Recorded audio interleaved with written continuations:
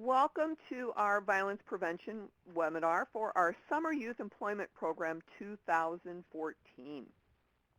Today we will be covering what violence prevention is defined. We'll be talking about gun violence, intimate partner violence, suicide prevention, electronic aggression, and how to prevent violence. What is violence?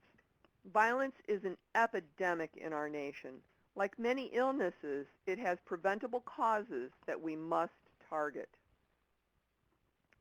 The definition reads, the intentional use of physical force or power, threatened or actual, against oneself, another person, or against a group or community that either results in or has a high likelihood of resulting in injury, death, psychological harm, maldevelopment, or deprivation.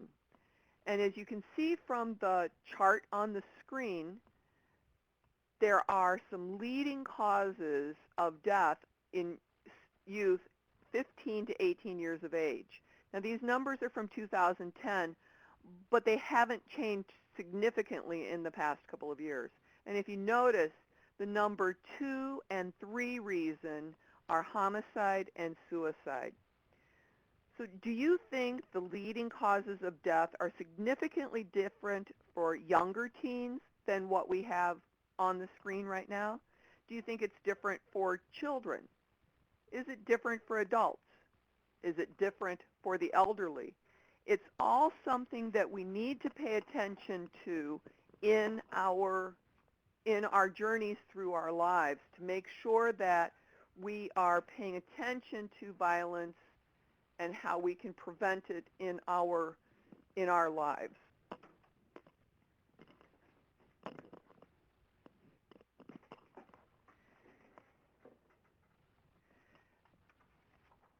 Violence impacts infants to senior citizens. Individuals, it can bother the mental health of a person. It can impair the sense of security and safety. It can hinder the time spent outdoors or interacting with others. Or it can even cause loss of school or work days. And it can also increase medical bills. For families, it can cause broken homes or families. It can require court intervention and lawyer fees. It can cause an emotional toll on family members. And in the communities, there could be increased spending on public safety. There could be less tourism or business. It can lower property values, and it can cause less new businesses to begin.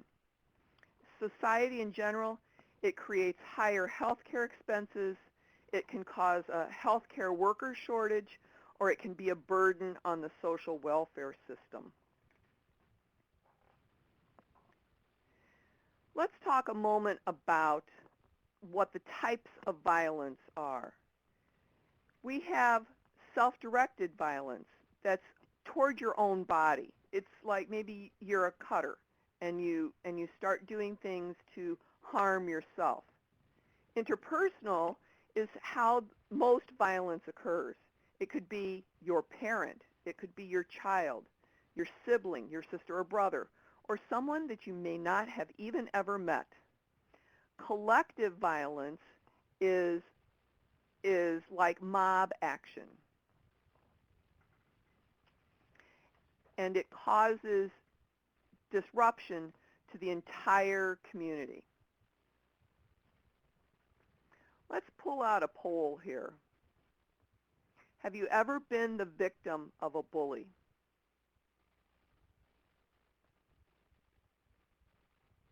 Please take a moment to answer the question.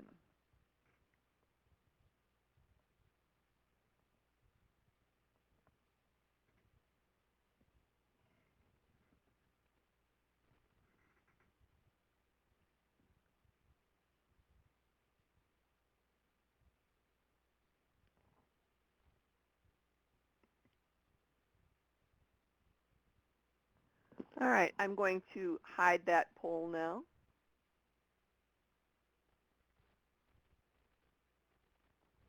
And let's move on.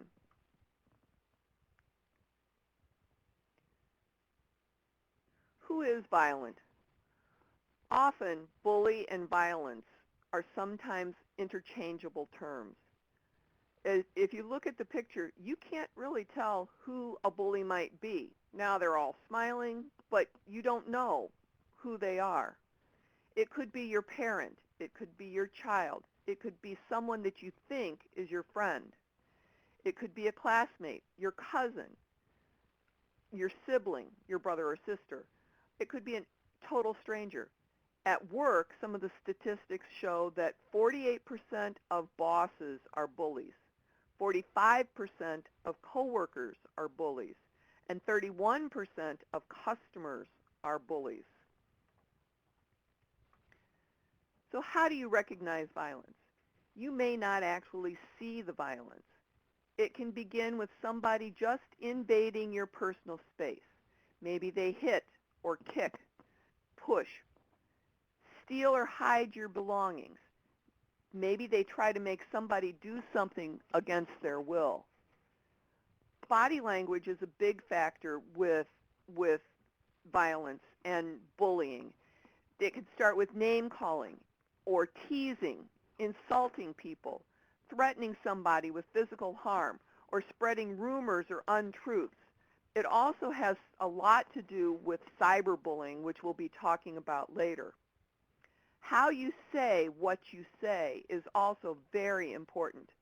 By refusing to talk to somebody, that's a form of bullying or a potential form of violence. Making somebody feel left out or rejected, or encouraging others to bully in some way. Some of the research that we found is that emancipated and transitional age youth. Now, emancipated and transitional are usually youth that are coming out of the foster care system.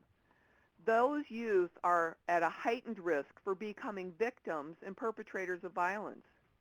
Children and youth in the child welfare system are at a greater risk for involvement in violence. And children who witness violence are more likely to perpetuate violence later in life. Women and girls are much more vulnerable as victims, but are increasingly becoming perpetrators themselves. Without support, people who are coming out of the penal system are at a higher risk for violence. And the lesbian, gay, bisexual, and transgender community is at greater risk for violent hate crime victimization than any other victims of hate crimes. Gang affiliation increases the risk for involvement with violence as well. So what can we remember from this section of our presentation? Violence is very intentional. Violence affects anyone of any age. Violence can be self-directed, interpersonal, or collective. Violent offenders and bullies can be the same and can be anyone that you know.